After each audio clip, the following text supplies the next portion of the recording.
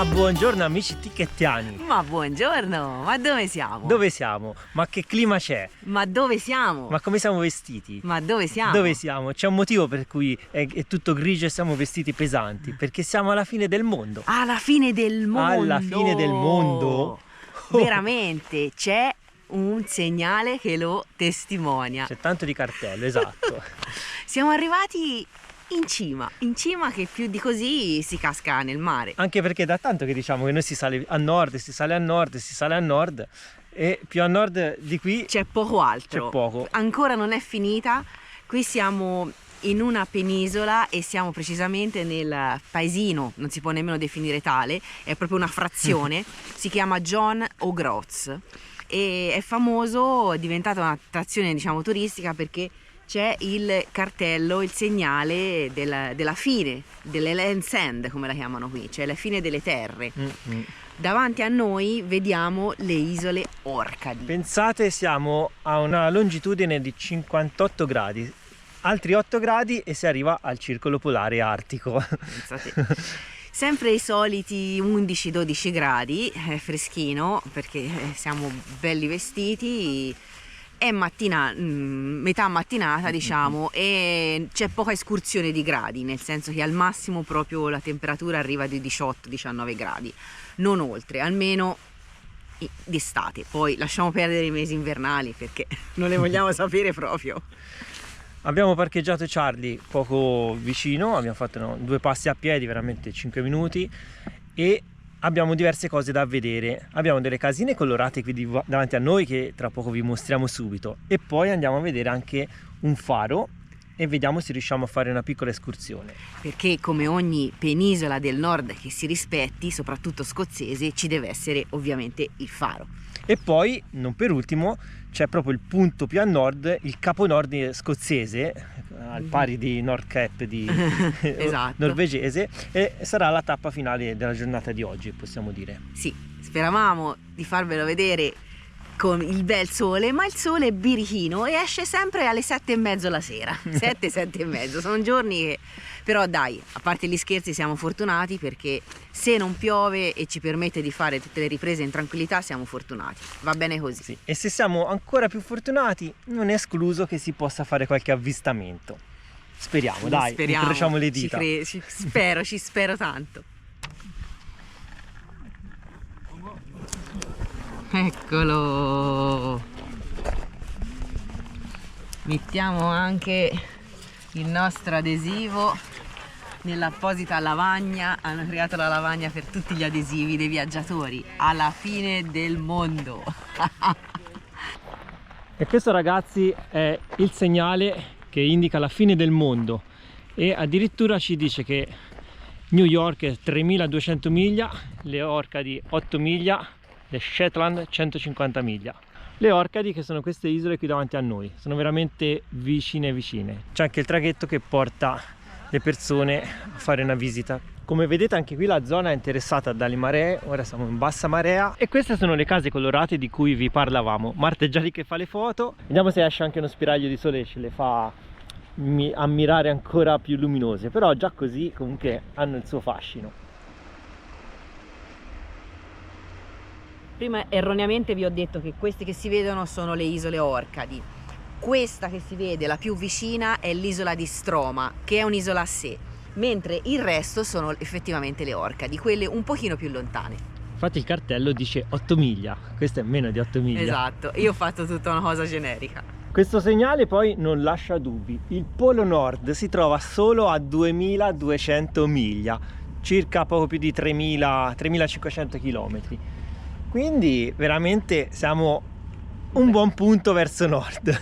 E queste ragazzi sono le coordinate 58 gradi nord e 3 gradi ovest. E anche lo scozzesino ci avvisa che qui finisce la strada.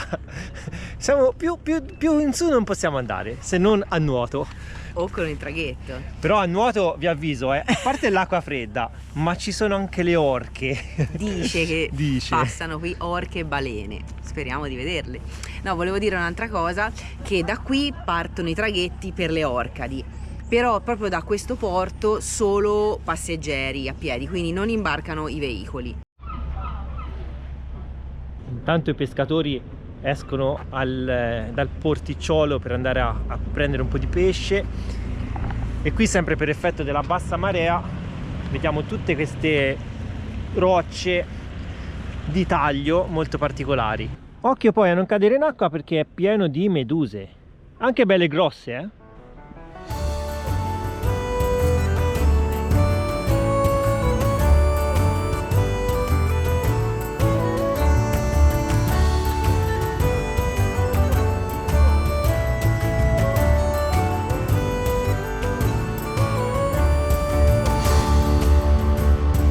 Qui abbiamo un'altra mappa che ci dice che tra il Land's End, dove ci troviamo adesso, e quello in Cornovaglia ci sono 876 miglia, e in passato noi siamo stati in Cornovaglia al Land's End, quindi se volete andare a vedere il video lo trovate sempre sul nostro canale.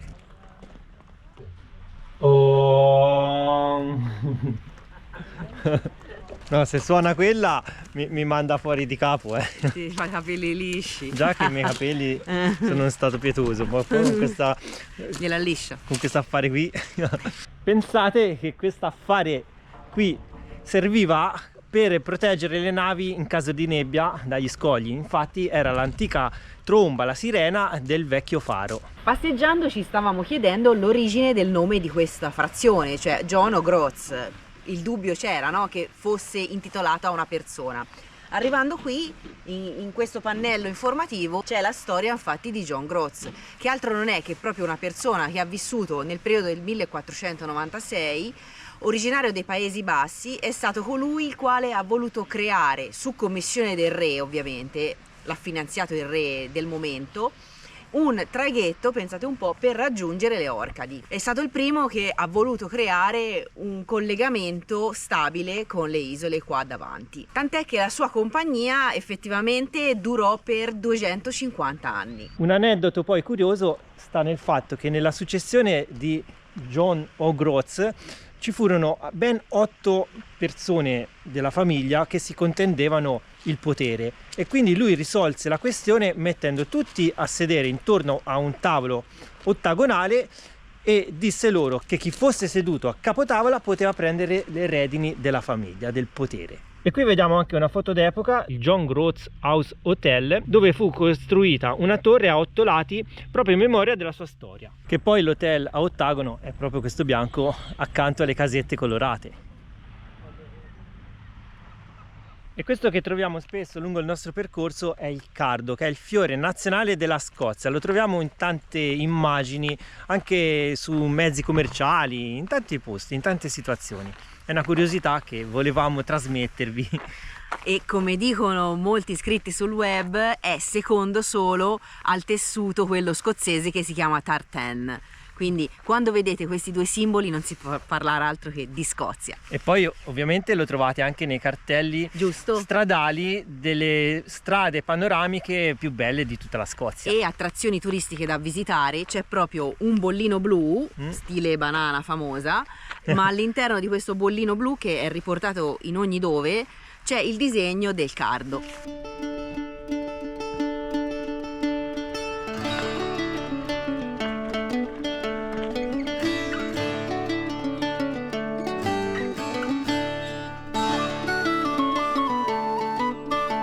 E te mangi così senza manco offrire un boccone? Ma che è sta storia? Uno viene alla fine del mondo e poi questi mangiano e a me niente? Fatemi capire.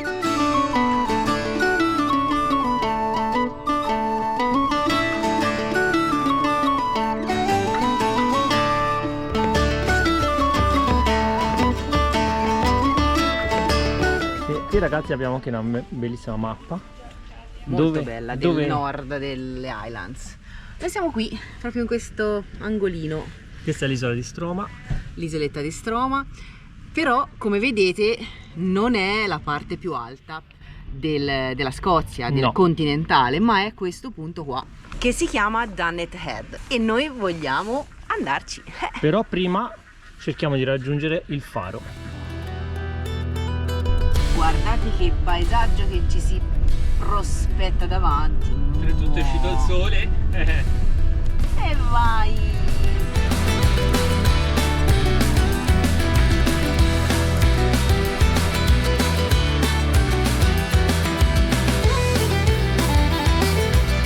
magia, ragazzi. Guardate il sole come cambia repentinamente. Già in Inghilterra il meteo è ballerino, ma qui in Scozia è incredibile. È dal totalmente nuvoloso a quasi assenza di nuvole. Ci sono i signori con il piccolo van che hanno messo il tendalino, hanno la tenda da tetto sopra, no? Si sono messi al sole e la tenda da tetto e il tendalino li crea all'ombra, ovviamente nel prato. Ci sono le pecore, una pecora gli è piaciuta all'ombra, si è sdraiata proprio di fronte al van all'ombra, è bellissima, guarda.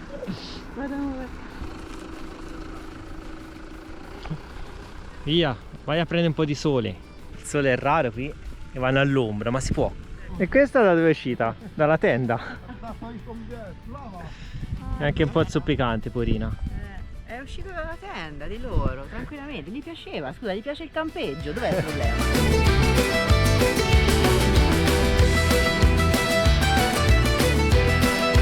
Sono tutte le pecore che girano intorno ai camper. Il parcheggio. Praticamente te parcheggi la macchina, il van, esci e c'è la pecora lì, cioè sull'asfalto. È pazzesca sta cosa. Basta che non facciano come le volpi, perché ecco, no, ai ai ai. ci manca anche questa, per l'amor del cielo. Ora noi invece facciamo una passeggiata su questo manto erboso. Letteralmente è un manto erboso che si butta a capofitto nel mare e andiamo a vedere qualcosa. Andiamo a vedere qualcosa per cui ne vale veramente la pena, ma sarà una sorpresa.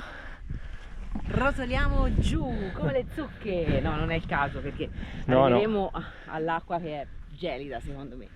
Ma la cosa più sconvolgente è che Marta è a maglietta a maniche corte e io sono ancora con la felpa. Sì, sono a maglietta. A maglietta, c'ha la maglietta a maniche corte. Ma ora, a maglietta. Ora probabilmente me la levo. Ora siamo un po' contro luce, già si intravede il motivo per cui siamo venuti qua. Mamma mia, ma qui deve essere set di qualche film questo scenario, per forza. Cioè lo vedi che roba? Sì. Lo vedi che roba? Qui è da Signore degli Anelli. Davvero, anche da Signore delle Pecore. È campo minato qui, Occhio a dove si mettono i piedi. Infatti ora stiamo guardando voi nella GoPro, ma finora abbiamo guardato per terra. Ma si continua. Perché ci sono delle castagne, ragazzi, e non è autunno. Ragazzi, per avere il prato bello tagliato c'è un prezzo da pagare. Ma bisogna fare un grande slalom. E poi siamo anche circondati da tantissime piante di erica, no? Con questo colore rossastro rigoglioso che troviamo ovunque. Ma guarda, ti dirò, fa quasi caldo, no? Infatti è strano che tu tenga la felpa quando si sta benissimo. Perché devo levarmi lo zaino e non mi fa voglia. Che scenario. Dai, guarda qui che strapiombo che abbiamo.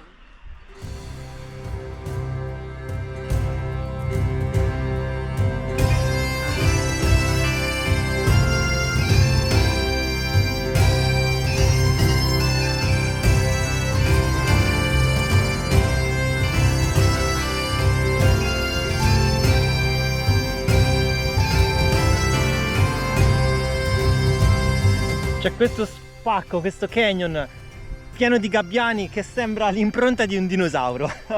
Veramente con le sue dita, no? C'è anche un discreto odore, perché quello, quando guardate queste immagini, tutto bello, fantastico, ma c'è dietro le quinte, ragazzi. Tra le pecore sui prati e il guano dei gabbiani. Che non hanno il portaporti le pecore, fanno tutto qui in natura. Tutto natura. Allora, ci sono dei momenti che è un po' forte la situazione. Nel frattempo anch'io sono a manica corta. Mi ha voluto copiare, E poi la cosa più bella e più positiva di tutto di tutta la giornata è quella borsa. Con il pranzo, ragazzi, con il pranzo. Abbiamo fatto un piccolo pranzetto al sacco in modo che ci godiamo la giornata. Al volo ho messo 2 cose dentro, un po' di frutta. E è un peccato mangiare dentro il van con questa giornata qui. Sì, il sole va e viene, però quando esce, ragazzi, picchia. Che meraviglia, è proprio un canyon, ci sono anche le grotte sotto. Vai a sapere dentro quelle grotte cosa c'è. Intanto passa anche una nave lì all'orizzonte. Si litigano al posto, vedi? Sì. C'ero prima io, gli ha detto.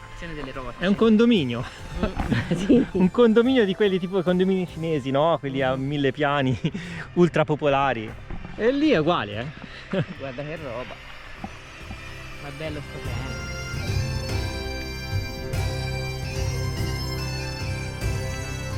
da calzettoni neri perché l'inverno fa freddo, ragazzi.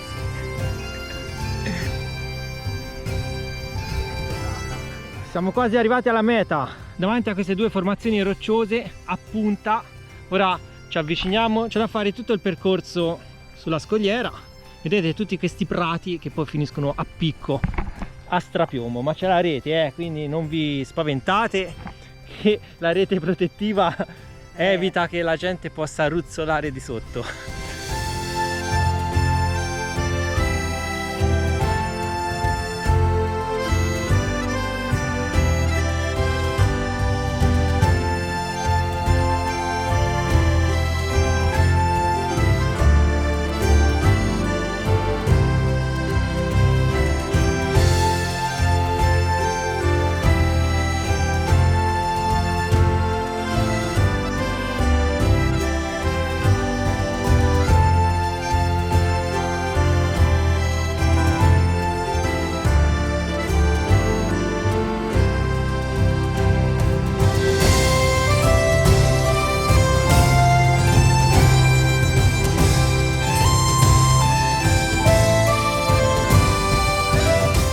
Promontorio estremo dove ci troviamo e dove si trova anche il faro, il lighthouse, si chiama Duncansby Lighthouse o Duncansby Head, ovvero il promontorio. Questi due signori qua dietro, queste due formazioni rocciose, si chiamano gli Stacks. E là in fondo vediamo anche un foro nella roccia, quindi anche quella che è quella formazione rocciosa che è di fatto è attaccata alla scogliera presenta un arco al suo interno. Se non sapessi dove ci troviamo, a me verrebbe voglia di fare un bel tuffo nel mare, a te no? Cioè richiama, richiama. Sì, è bella pulita, limpida, bella, sì, l'acqua è bella, però... Auguri. Ora quando sarà possibile l'assaggeremo. L'assaggeremo con il ditino, perché qualcuno pensa che poi ce la mettiamo in bocca. Noi usiamo dire assaggiare in modo scherzoso.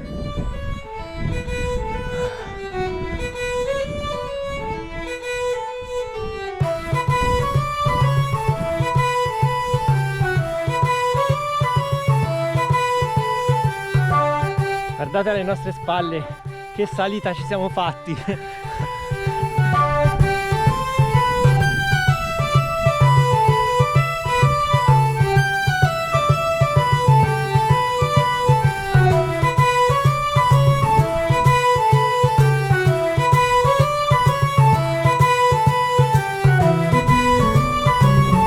Ed eccoci arrivati a Sua Maestà, a loro maestà anzi.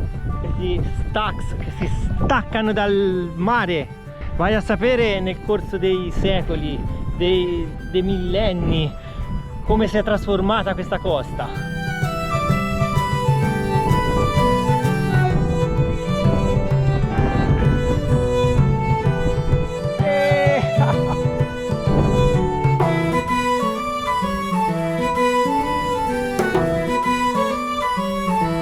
Guarda, questa è una cicciona.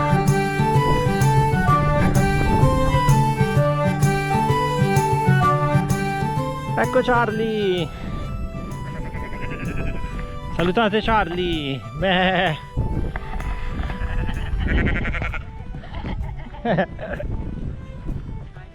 Vedo tutte le pecore all'ombra di Charlie. Guardale, guardale, guarda come gli piace Charlie. Gli piace, Che fate lì? Beh? Che facciamo qua? Beh?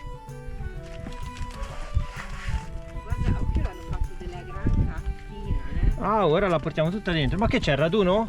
Guarda questa. Ah, hai capito. Ma guardale. Ho anche il tendalino. Volete un aperitivo? Il tendalino, vi mettiamo. Che ne so. Apro il tavolino con le sedie. Che volete? Uno spritz. Però lo spritz ci starebbe, ragazzo. Ecco, per tutta risposta.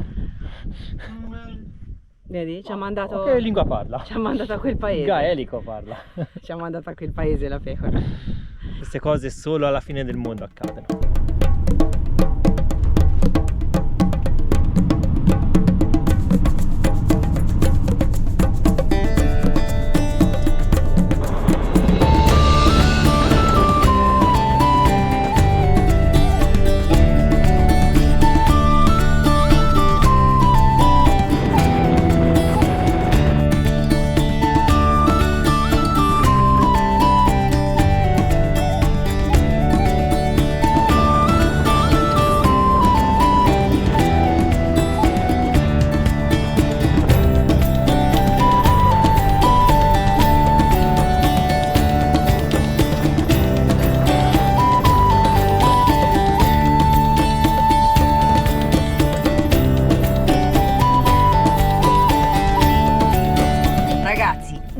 panorama da urlo, questo tappeto di Erika che dà questo colore rosato, questo azzurro di questi laghi, oggi per fortuna sereno nel cielo, c'è un contrasto di colori eccezionale, siamo veramente stupiti. Con gli occhiali da sole poi è da roba. Avevamo letto di questo promontorio, di venirci assolutamente, di non perdere questa capo nord scozzese, però quando poi ci sei, lo vedi con i tuoi occhi, è tutta un'altra cosa, non ce l'aspettavamo.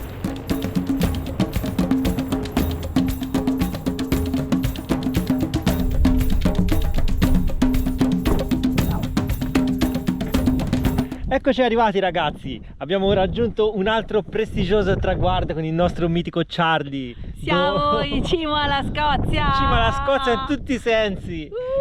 Continentale ovviamente. Perché siamo su questo altopiano che è Dunnet Head, il punto più a nord della Scozia continentale. Di tutta la Scozia e di tutto il Regno Unito. Quindi. Ce l'abbiamo fatta, sì certo, dell'isola Regno Unito.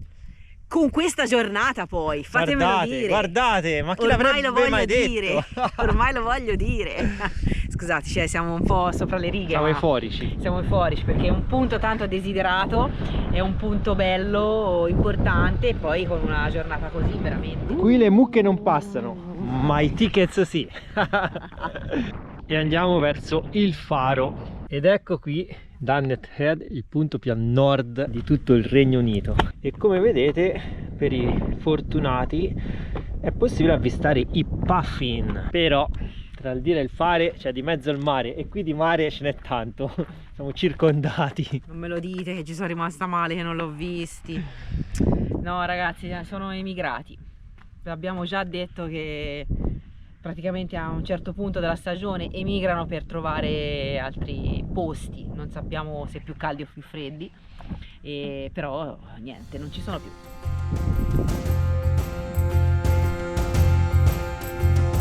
Oltretutto la zona dove ci troviamo è anche una oasi naturale, Una riserva al mare. una riserva, quindi anche per questo motivo non è possibile volare, perché si va a disturbare la fauna. C'è un cartello proprio che spiega che c'è la nidificazione sulle scogliere degli uccelli. Tra cui i puffin quando è periodo.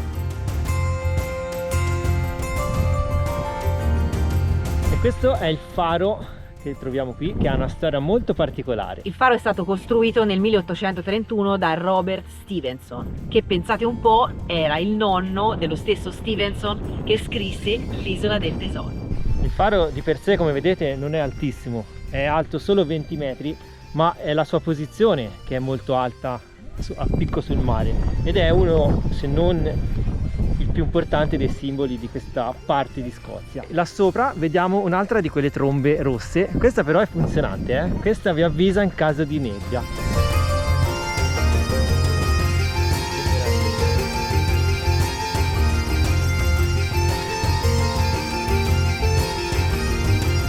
Se pensate che la visita al faro sia finita qui, vi sbagliate, perché ora facciamo un'altra salita perché non ci vogliamo far mancare nulla e andiamo... Vogliamo smaltire il pranzo che non abbiamo fatto. Sì, veramente chiamarlo pranzo è un'offesa, ma io confido sulla cena, dove dovremo anche recuperare quello che non si è mangiato a pranzo. Ecco, e con 2 banane e 2 cracker non può chiamarsi pranzo. Appunto, ho messo il cane alla salita, come si dice da noi. Ho tirato là la cosa, così Fede ora ci rimugina e non gli torna questa cosa. E quindi dicevo, andiamo dall'altra parte del versante di questa scogliera a vedere il panorama che c'è dalla parte opposta. Dal muro di cinta della collina comunque si percepisce la salita che stiamo facendo. Che c'è da ridere? Non ne avancio più. Sono partita spedita e poi mi sono bloccata. Dai dai, al ritorno sappiate che ogni volta c'è una salita, al ritorno è una discesa.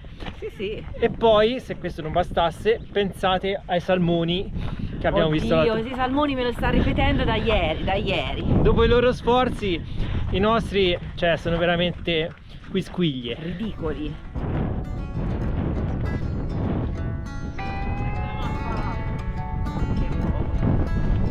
Lì c'è il mirador a 360 gradi,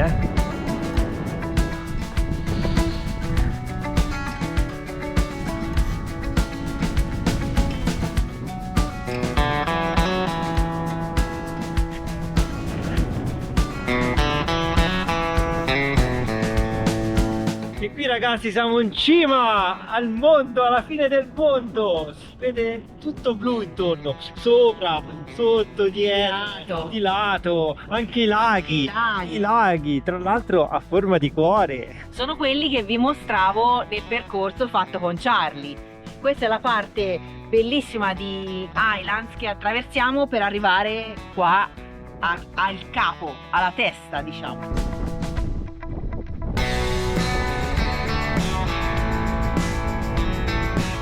Pronti? Via, si riparte, si scende dal promontorio. Salutiamo l'ultima terra continentale vista e da ora in poi ragazzi è tutta discesa comunque. Non possiamo più dire che si va a nord, ora si va solo a sud. Esatto, siamo arrivati al punto più estremo che volevamo raggiungere, come vi abbiamo detto prima, e quindi ora giù con le zucche! Anche perché poi rinizierà il nostro viaggio di rientro, perché poi andremo a Parma. Esatto. Alla fiera del Salone di Parma. Alla fiera del Salone di Parma, dove speriamo di incontrarvi, qualcuno di voi è venuto lì. Quindi poi ovviamente a tempo debito vi faremo sapere le date precise. Però insomma non manca molto e noi vogliamo esserci, quindi comunque la nostra strada da questo punto in poi è di rientro per forza. Buca, saltino di Charlie. Intanto ci godiamo la giornata perché abbiamo visto purtroppo le previsioni meteo. Domani variabile, lunedì, perché oggi è sabato se non ve l'abbiamo detto, lunedì ha messo una giornata che sembra bella intensa di acqua, di pioggia, almeno così dice il meteo, però vi abbiamo sempre detto che il meteo è variabile, quindi speriamo che si sia sbagliato. Oggi ne è stata una riprova. Stamattina ci siamo svegliati con il solito cielo grigio, un po' tutto tappato, e invece è venuta fuori una giornata magnifica, quindi magari si sbaglia anche con la pioggia, speriamo. Wow, ma c'è un fiume, guardate che stradina. Sì, è già spiaggia qua. Di qua, sì, si passa, perché noi abbiamo le scarpe, non le ciabatte. Ma guardate che roba qua, una mega spiaggia che non si poteva chiamare diversamente se non Dunnet Beach, perché siamo vicino alla frazione di Dunnet. C'è una sabbia chiarissima. Faccio vedere la sabbia perché è particolare, guardate, una roba incredibile, guardate là, finissima, mamma mia, incredibile. Ma è pazzesco che dopo a pochi metri, a sì, poche miglia da quel promontorio troviamo questa spiaggiona, è incredibile. Di sabbia così brillante, non ce l'aspettavamo. E poi guardandola dal satellite fa una mezzaluna, è piuttosto lunga come spiaggia e molto larga. Porta ostacoli, vedi? Adriana! Che spiaggia ragazzi, che spiaggia! Ma è chilometrica questa spiaggia, guardate che lavori, ma vi rendete conto? E qui secondo me è un punto in cui poi quando sale la marea si bagna tutto, vero? E poi la particolarità sono queste dune qua dietro che sono tutte ricoperte di vegetazione verde, che è brillantissima. Infatti è un contrasto incredibile, che da noi siamo abituati in Toscana, no, alle dune, però anche esse sono dune di sabbia, tutt'al più c'è qualcosa, qualche cespuglio di vegetazione, ma rado. Invece qui completamente non si vedono le dune, però si vedono le scogliere dove siamo andati prima. Qui notiamo una moria di meduse impressionante. abbiamo viste tante di là, ma qui è incredibile, è un tappeto. Pieno di meduse, ma da non sapere dove mettere i piedi.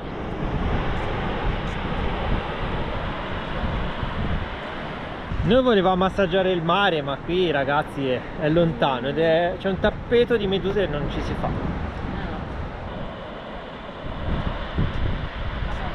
Mentre Fede è impegnato con il drone e si prepara al decollo del nostro Atlas, ciao Atlas, portaci belle immagini, io vi faccio vedere quello che ho trovato, un mega cannolicchio ragazzi, non l'avevo mai visto gigante così, guardate che roba, cioè per dirvi che questa è la mia mano, cioè è un mega cannolicchio, veramente mega.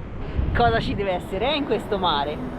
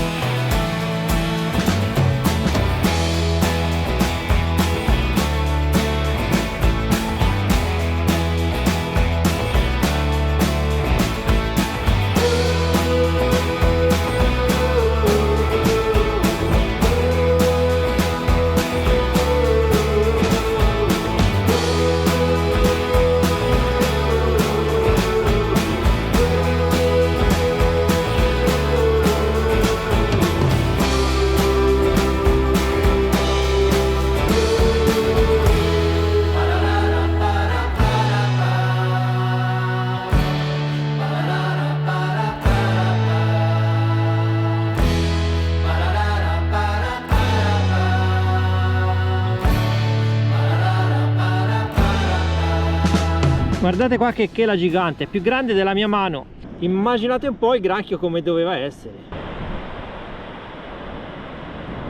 È tutto grande qui, anche le conchiglie. Guardate questa quanto è grossa, copre una mano. Belle queste conchiglie. Belle queste, vero? Sì. Ci sono delle belle conchiglie e c'è anche un po' di spazzatura purtroppo. Sì, e ci sono anche tantissimi granchi morti. Ci siamo fermati al paese più vicino, che è quello un po' più grande, che si chiama Turzo, perché dovevamo fare gasolio e al contempo al distributore ci ha fatto fare anche rifornimento dell'acqua, quindi siamo a posto, così magari stasera una bella doccia. C'è questo giardino che è super fiorito, guardate bello. Capito andare? Sì, ora dobbiamo proseguire. A quest'ora c'è anche una bella luce. Queste sono le classiche case di tutti questi paesi, sono tutti uguali. Eh sì. Che chiesa! C'hanno questi campanili super alti. Questo è un campsite e lì c'è la nave per gli imbarchi, vedete dal molo, che poi portano alle Orcadi.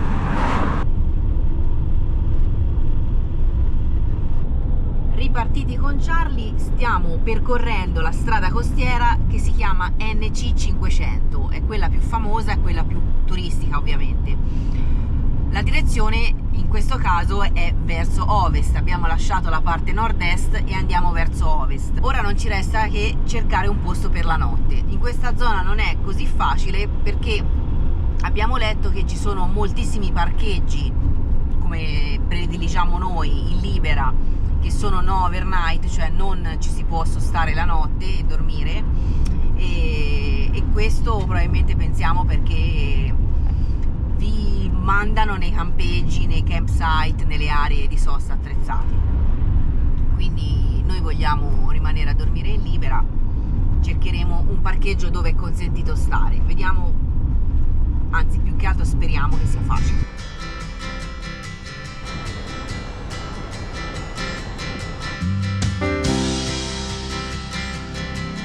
Abbiamo trovato questo parcheggio panoramico, anche qui purtroppo non si può sostare di notte e sarà dura perché tutti questi luoghi non permettono la possibilità di dormire, quindi il sole è ancora alto, noi ci spostiamo, facciamo un po' di strada, continuiamo il nostro tragitto e prima o poi troveremo dove dormire.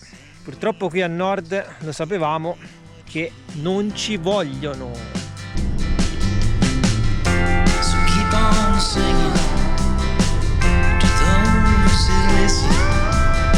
Stiamo percorrendo decine e decine di chilometri in mezzo al nulla più totale. Anzi, di miglia per essere precisi. Di miglia, che sono ancora di più. Sono paesaggi, ragazzi, inospitali, inabitati, non c'è praticamente un'anima. Le pecore. Sono pecore. anche perché il terreno è tutto morbidoso, non ci puoi costruire nulla, C'è la torba. c'è la torba, quindi è molto particolare. Ruscelli, pecore e poco più. Piante di cardo, erica in quantità che ricopre veramente tutte queste colline, però è un paesaggio che ti rimette in pace veramente.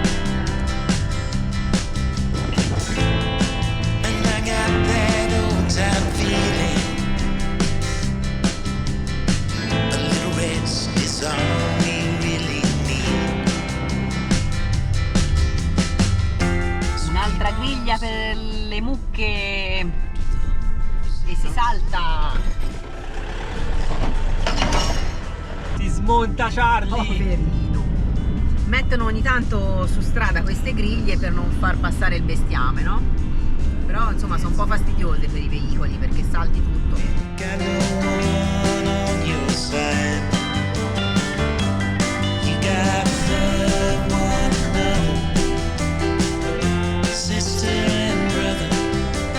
C'è una natura, ragazzi, impressionante.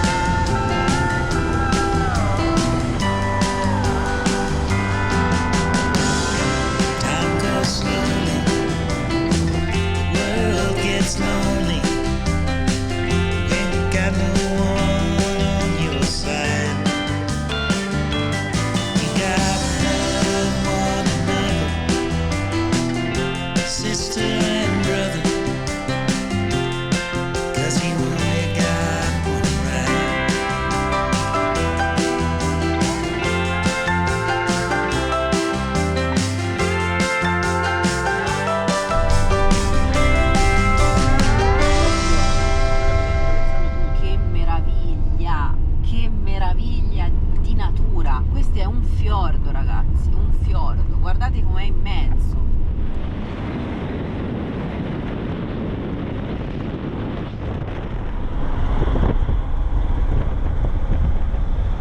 Considerate che sono le 8:20, a parte c'è una luce ancora un po' velata perché si è annuvolato il cielo, ma sono un paio d'ore che guidiamo, che Fede sta guidando, povero Fede, non abbiamo ancora cenato. E io che avevo a pranzo detto che stasera avremmo mangiato anche quello che non si è mangiato a pranzo. Me lo fa pesare. Ma finì che si salta anche la cena qui. Me lo fa pesare. Ma il problema che stiamo avendo è che, prima vi ho accennato, è che qui o paghi o non dormi, o non ti puoi fermare in questa zona.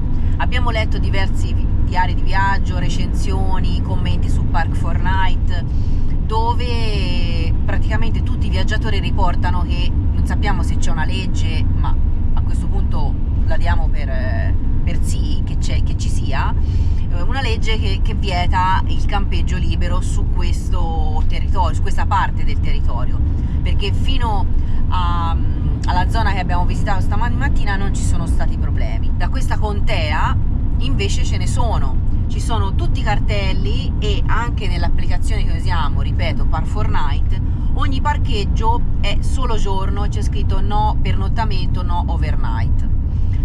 Quindi qui noi siamo rimasti un po' basiti. Voi lo sapete che noi viaggiamo a lungo termine e non andiamo nei campsite, nei campeggi, nelle aree di sosta, se non quando proprio è strettamente necessario, di solito nelle grandi città. Però in questi luoghi ci sembra un po' assurdo. È il regno della natura e non te lo puoi godere come vorresti.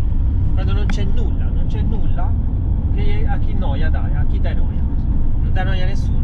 Quindi voi che ne pensate? Noi stavamo ora a telecamera spenta, stavamo ragionando su questa cosa che ci torna ben poco, e insomma ci dispiace perché comunque tocca andare via velocemente da questa zona, saltarla, o meglio passarla via velocemente, perché comunque dobbiamo trovare un posto per la notte. Stasera toccherà pagare, c'è e non c'è, o fare diversi chilometri per cambiare zona, ma a un certo punto poi anche pur essendo tardi il poi fa buio anche qui e lo sapete che noi non guidiamo di buio, quindi insomma ci sono una serie di problemi e più che altro non ci piace un po' questa forzatura. Ma il punto è uno solo, che è pieno zeppo di campeggi e lì paghi e ci puoi stare, ma se non paghi non puoi stare, quindi è una mafia, è una mafia. E quindi non ci torna questo discorso. Tutto quello che volete, preservare la natura, noi siamo a favore, lo sapete che siamo i primi che puliamo la natura, che non buttiamo nemmeno un fazzolettino di carta per terra, niente, scarichiamo dove è consentito, siamo ligi su questo, però ecco, mettere dei controlli, siamo a favore, però vietare totalmente questa zona, insomma, anche a un camperista che magari è stanco, ha guidato tante ore, perché la strada è impegnativa, ragazzi, spesso si stringe, diventa a una corsia singola, quindi insomma anche Fede mi stava dicendo che è un po' impegnativo guidare qua, poi comunque ricordiamo sempre dal lato opposto in cui siamo abituati a guidare noi, insomma, e poi tra un campeggio e un altro ci può essere anche mezz'ora, 40 minuti. Quindi se una persona ha necessità di fermarsi per riposare, qui non lo puoi fare perché non ti puoi nemmeno fermare, che ne so, un'ora, due. Pare che in molti parcheggi fino alle 22 tu possa stare e poi se ne riparla dalle 8 della mattina, quindi è vietato dalle 22 alle 8. Lo fanno apposta. Guarda caso, Quindi vogliamo sapere voi che ne pensate, se vi è capitato in qualche altro paese una situazione del genere, cosa ne pensate, la vostra opinione, scrivetecelo nei commenti.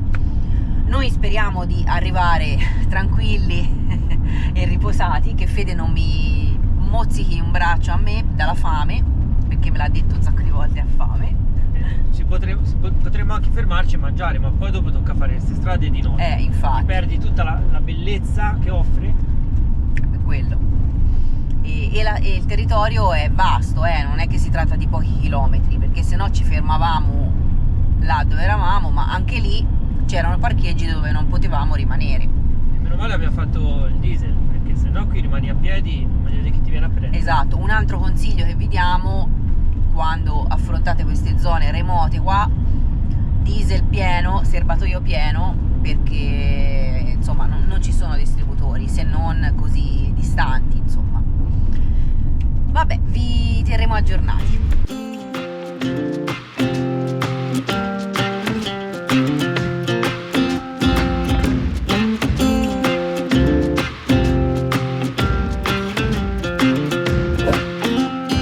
We don't belong here.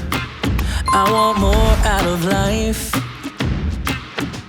The longer we stay